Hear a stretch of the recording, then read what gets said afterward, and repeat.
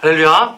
네, 반갑습니다. 제가 2부 예배 때만 영상 때문에 마스크를 벗습니다. 여러분 양해해 주시면 감사하겠습니다. 또 가림막이 성능이 좋아요. 네, 여러분 특수 기능이 있어요. 그래서 비말이 넘어가지 않는 줄 믿습니다. 네, 그렇게 하시면 되겠어요. 자, 내게 절하라 이런 제목 가지고 누가복음 4장 5절 8절 우리 같이 읽습니다. 시작. 마귀가 또 예수를 이끌고 올라가서 순식간에 천하만국을 보이며 이르되 이 모든 권위와 그 영광을 내가 내게 주리라. 이것은 내게 넘겨준 것이므로 내가 원하는 자에게 주노라. 그러므로 내가 만일 내게 절하면 다 내 것이 되리라. 예수께서 대답하여 이르시되 기록된 바 주 너의 하나님께 경배하고 다만 그를 섬기라 하였느니라. 아멘. 자, 8절 한 번만 더 읽을까요? 시작. 예수께서 대답하여 이르시되 기록된 바 주 너의 하나님께 경배하고 다만 그를 섬기라 하였느니라. 아멘. 자, 여러분 지난주에 제가 마귀가 광야에서 예수님 첫 번째 시험한 것에 대해서 말씀드렸어요. 여러분 설교라는 것이 이렇게 성경 말씀을 그냥 읽는 것은 아니잖아요. 그렇죠? 설교자가 그것을 이렇게 이해해서 소화해서 그 설교자의 말로 회중들 가운데 전하는 것이니까, 예를 들면 제가 지난주 본문을 가지고 다음 주에 또 설교한다고 했을 때 같지 않습니다. 무슨 말씀인지 아시죠? 그것을 그대로 전하는 것이 아니기 때문에 당연히 다를 수밖에 없어요. 그런데 제가 지난주에는 어떤 요점을 가지고 말씀드렸어요. 예수님의 능력 사용에 관한 시험이다. 예수님께서 하나님의 능력을 많이 받으셨는데, 그래서 더 이상 목수가 아니라 그리스도 메시아의 역할을 감당하셔야 되는데 그 능력을 어떻게 쓸 것인가를 마귀가 유혹했다고 볼 수 있는 것이다. 돌로 빵을 만드는 것이 별것이 아닌 것 같지만 예수님 입장에서는 그 능력을 자신의 욕구와 자신의 필요를 위해서 쓰기 시작한다는 아주 중대한 문제가 있다. 그러므로 예수님께서는 그것을 말씀을 가지고 물리치셨다는 것, 제가 그것을 강조하여 말씀드렸어요. 그리고 이 땅 가운데 살아가면서 우리도 이런저런 능력을 가지고 있는데 하나님의 백성으로서 그 능력을 바르게 써야 한다. 하나님의 은혜 가운데, 그분의 말씀 가운데 그런 통제되는 능력이어야 된다. 제가 그렇게 말씀드렸습니다. 자, 오늘은 두 번째 시험이에요.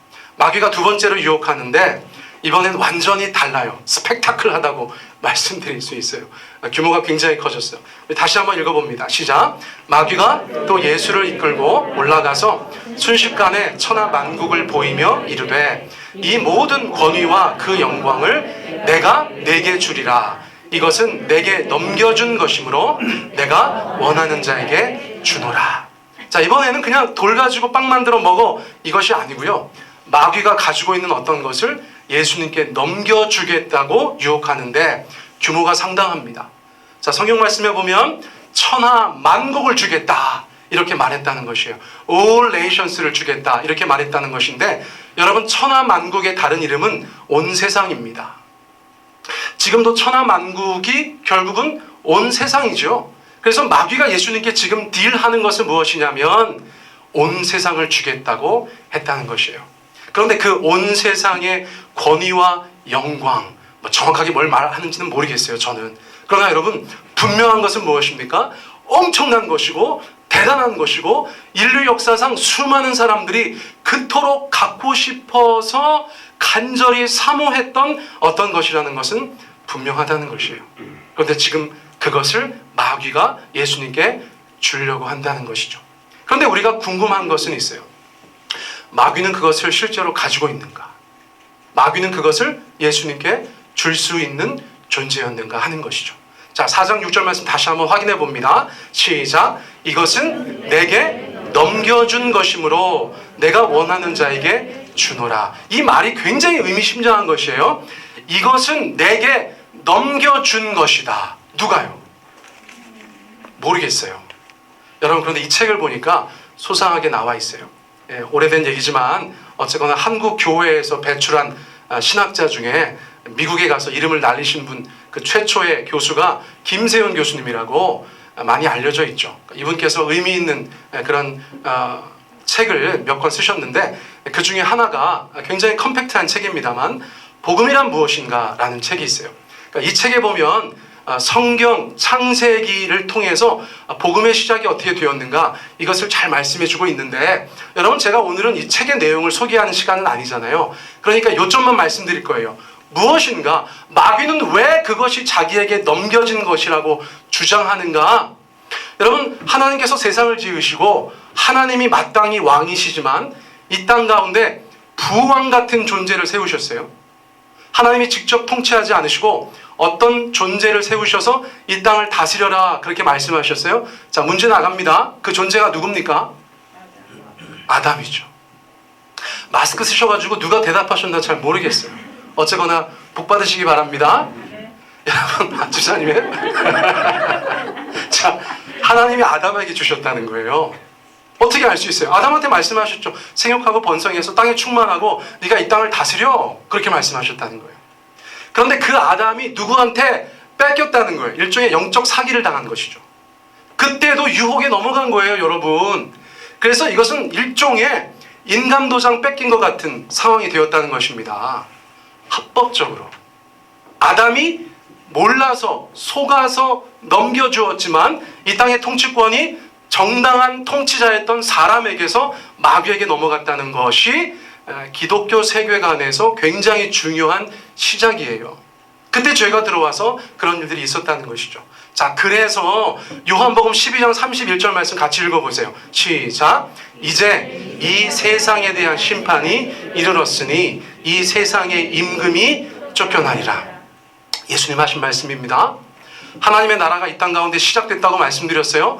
완성되진 않았습니다. 여전히 진행 중입니다. 예수님께서 오셔서 회개해라, 하나님의 나라가 가까이 왔다, 이렇게 말씀하신 것은 예수님을 통해서 새로운 하나님의 통치가 이 땅 가운데 시작됐기 때문이에요. 그래서 마귀가 통치하던 세상에 하나님의 아들이 오셔서 그 마귀 세상을 물리치시고 하나님의 나라를 이루어가는 것이 복음의 과정이라고도 저희가 이해할 수 있어요. 그러니까 예수님께서 이렇게 말씀하신 거예요. 이 세상에 대한 심판이 이르렀으니 이 세상 임금이 쫓겨나리라. 자, 그런데 여기서 세상 임금은 누구를 지칭하는 말입니까? 마귀를 지칭하는 말이라는 것이에요. 자, 굳이 영어 성경 보니까 이 세상의 통치자 이렇게 되어 있어요.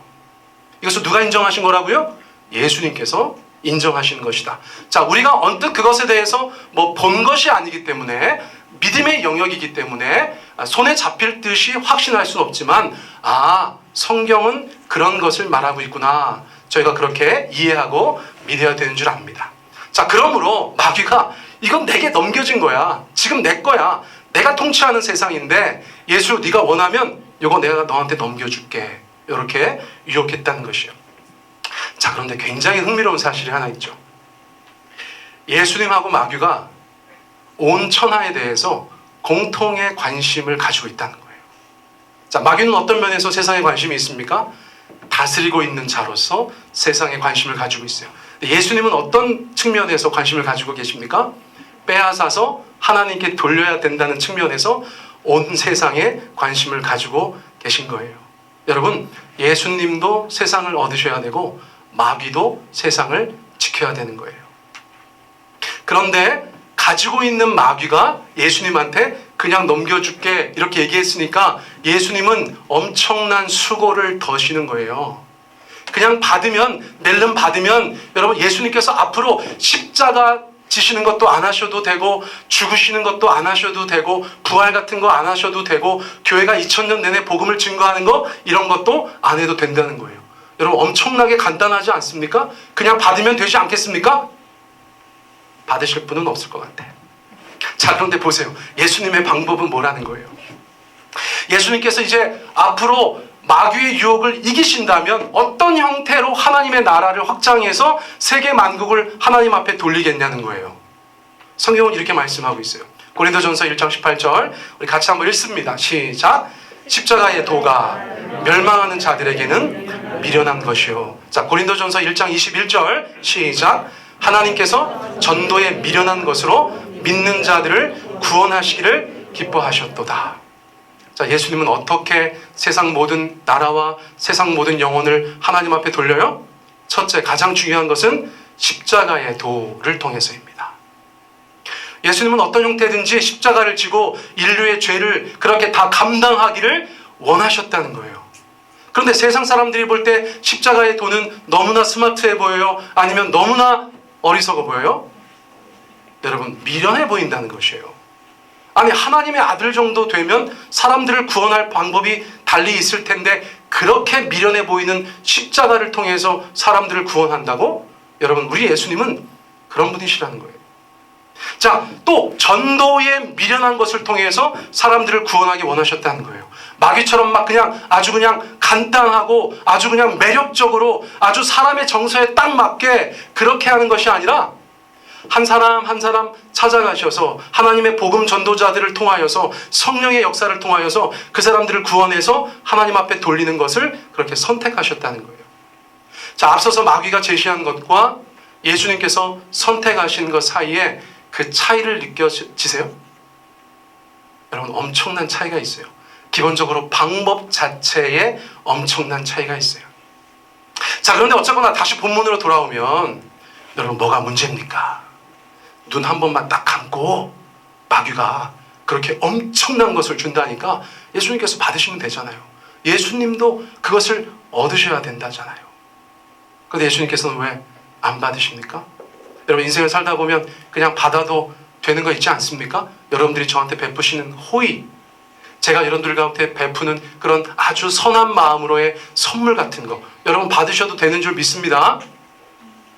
여러분, 제가 요즘에 특세한다고 사람들 새벽에 나와가지고 막 이렇게 퀭한 눈으로 예배 인도하니까 다들 제가 불쌍해 보이셨나 봐요.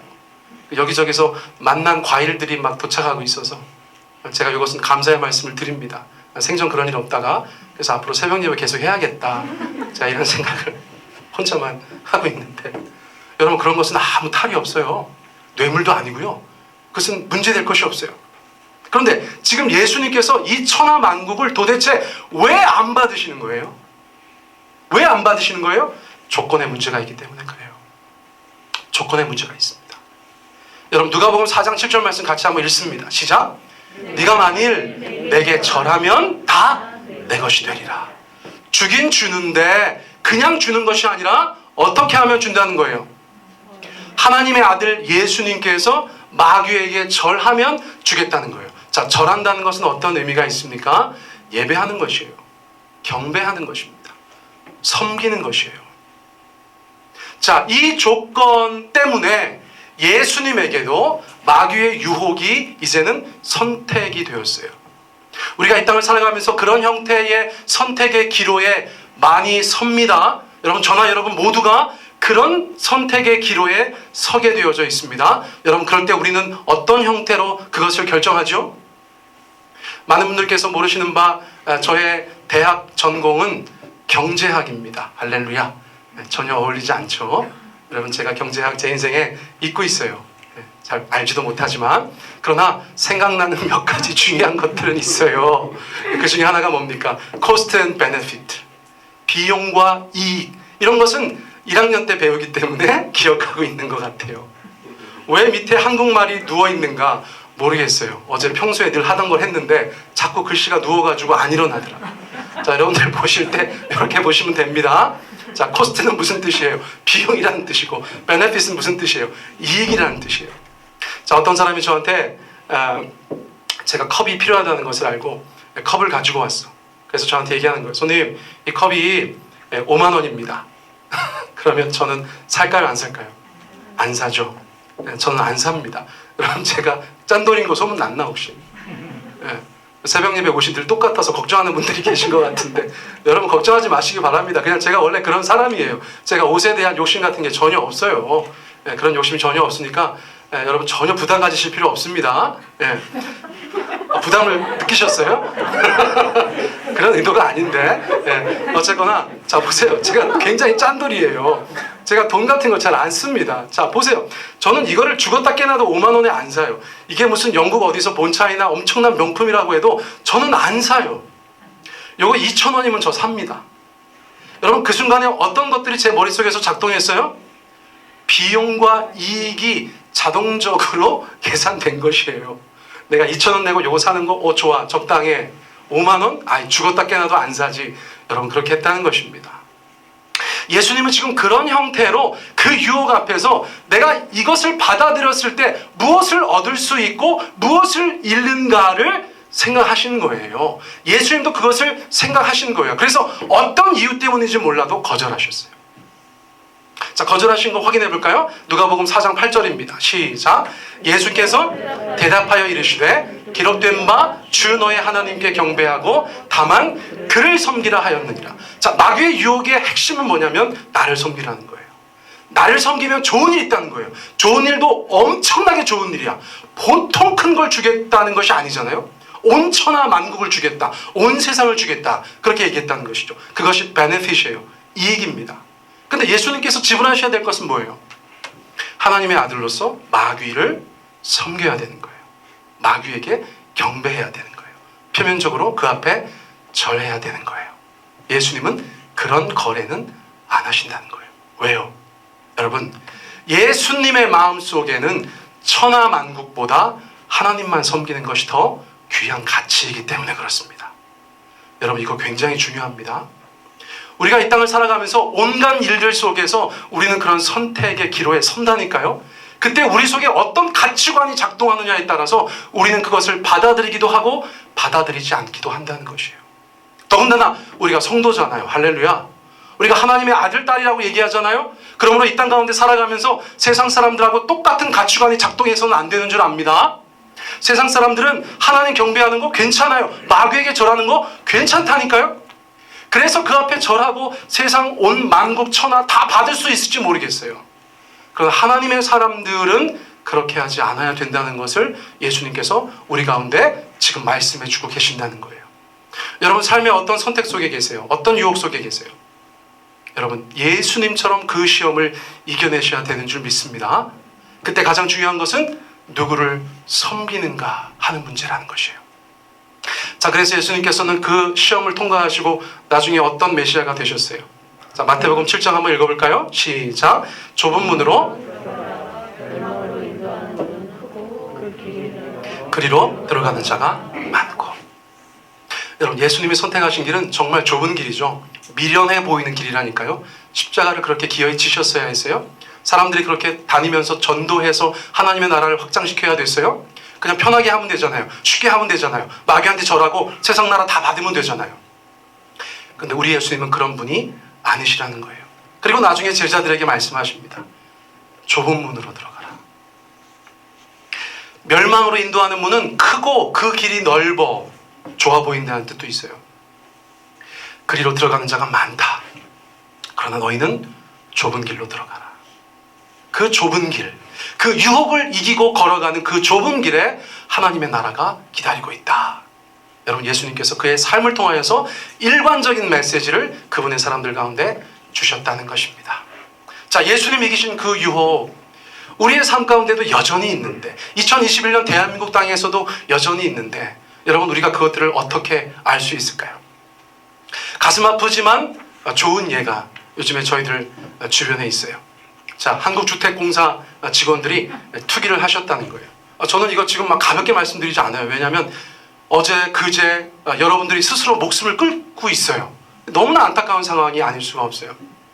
자, 그런데 왜 사람들이 이것에 대해서 굉장히 많이 화가 나냐면, 자, 그분들은 공공기관의 직원이셨고 남들은 전혀 알 수 없는 고급 정보를 가지고 있었는데 그것을 가지고 부동산에 투자를 해서 남들은 쉽게 얻을 수 없는 엄청난 이익을 얻을 수 있는 길로 들어섰다는 것이죠. 자, 그분들한테는 굉장히 쉬운 일이었어요. 여러분, 정말 쉬운 일이었습니다. 편한 일이었어요. 넓은 길이었어요. 그런데 어떤 일이 벌어지죠? 여러분, 그 길이 멸망의 길인 것을 사람들은 미처 몰랐다는 것이에요. 자, 투기와 투자를 헷갈려 하시는 분들이 계신데, 여러분, 투기의 사전적인 뜻을 한번 읽어보시겠습니다. 시작. 기회를 엿보아 큰 이익을 보려는 짓. 여러분, 짓이라고 쓴 건 제가 아니고요. 사전에 그대로 제가 옮긴 것인데, 웬만하면 기회를 엿보아 큰 이익을 보려는 것, 이렇게 썼을 텐데, 투기가 가지고 있는 그 부정적인 이미지 때문에 이 의미를 작성하는 분들께서 짓이라고 하셨더라고요. 자, 여러분, 투기 너무 열심히 하지 않으시기를 축복합니다. 대답들을 안 하시네요. 우리 교인들 대박 나시는 거야, 이제? 지금이라도 제가 여쭙습니다. 여러분, 세종에 땅 있는 분들 속히 말씀해 주시기 바래요. 우리 교회가 건축을 해야 되는데 여러분 어서 얘기해 주시기 바래요. 여러분, 요즘 주식도 약간 이게 약간 도박같이 흘러가고 있어요. 최근에 주식시장 보시는 분들은 알겠지만 그 비트코인 같은 거 막 그런 거 접근하시는 분들 계실 수도 있어. 저희 교회에서도 그런 거 하실 수 있는 분들 있을 수 있다고 저는 생각합니다. 여러분, 너무 큰 도박을 하지 마십시오. 인생의 그 유혹을 여러분들 이겨내시기 바랍니다. 바른 길로 좁은 길로 그렇게 가시기 바랍니다. 물론 제가 여러분들의 인생을 책임지진 않습니다. 주님이 책임져 주실 거예요. 여러분, 저는 인생의 모든 순간에 손익계산서를 생각하는 것을 습관들였어요. 어떤 선택의 기로에 있을 때 내가 이것을 하나님 앞에서 하나님의 사람으로 목사로서 이것을 거래하였을 때 내 삶 가운데 어떤 일이 벌어지는가. 예수님도 생각하셨던 그것, 비용과 이익. 나는 무엇을 얻고 무엇을 잃는가. 나는 무엇을 잃고 무엇을 얻을 수 있는가. 성도로서. 여러분, 늘 그것을 생각하셔야 된다는 거예요. 자, 다윗을 볼까요? 다윗은 왕이 되어서 신하의 아내를 보고 마음이 빼앗겼어요. 그래서 그날 어떻게 했습니까? 여러분, 그 하룻밤의 쾌락을 위해서 그 아내를 취했어요. 우리아의 아내를 취했어요. 여러분, 그의 인생에 있어서 별것 아닌 것 같았던 그날 그 유혹이 그의 남은 인생을 완전히 망가뜨렸어요. 다윗의 삶의 전반부에 골리앗을 물리치고 그가 승승장구하던 것이 그의 인생의 가장 큰 변환기였다면 그의 인생의 후반부에는 그날 밤 그 하나의 사건이에요. 여러분, 정말 당시의 중동의 왕으로서 아니 그게 무슨 대단한 일이었어요? 아닐 수도 있죠. 근데 누구 보실 때 그것은 큰 유혹이고 큰 범죄였어요? 하나님 보실 때. 여러분, 그 이후에 다윗의 삶에 대해서 여러분 확인하기 원하십니까? 여러분, 성경을 보세요. 하나님의 마음에 합한 사람이었던 다윗이 그의 남은 인생 얼마나 주님 앞에 성도로서 고생하며 지냈는지, 그 가문이 얼마나 망가지는지, 그 왕조가 얼마나 흔들리는지. 여러분, 우리는 손익계산서를 마음속에 늘 작성하고 다니셔야 된다는 거예요. 여러분, 이것은 우리가 할 수 있어요? 우리가 하나님의 말씀을 알고 성령의 감동도 있습니다. 우리 마음에 양심이라는 것이 작동하는 것이에요. 자, 그것들을 기억할 때 우리는 그것을 분별할 수 있어요. 자, 성경은 이것을 굉장히 강조합니다. 로마서 12장 2절 말씀 같이 한번 읽어보세요. 시작. 너희는 이 세대를 본받지 말고